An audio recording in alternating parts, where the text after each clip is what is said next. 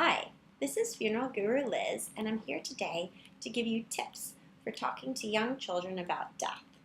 For many parents, speaking to children about death seems like a daunting task. Let's face it, most adults don't want to talk about death at all.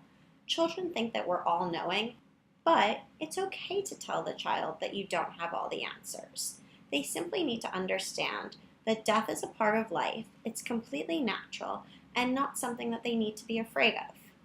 To help you have this conversation with your children, I've come up with a few tips to make it a bit easier.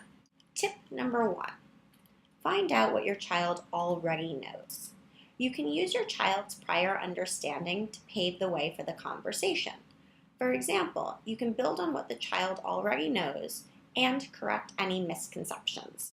Tip number 2, explain your own beliefs. Your particular religious and cultural beliefs will influence the way that you talk to your child about what happens after death. Whether you believe in an afterlife or not, you can explain to your child what you believe death means. Everyone has different ideas about what happens after death, and depending on the age of your child, you might also want to discuss that people feel differently than those in your family. Tip number 3, speak honestly. Be sure that the child understands that the person who died is not coming back. Even if you believe in an afterlife, it's important that they understand that there's a separation between this world and places like heaven. Also, avoid euphemisms.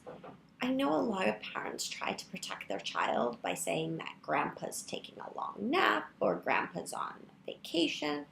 Quite honestly, that doesn't help because they wait for grandpa to wake up or come home. Tip number 4, continue the conversation. Children learn through repetition, so you might have to have this conversation more than once.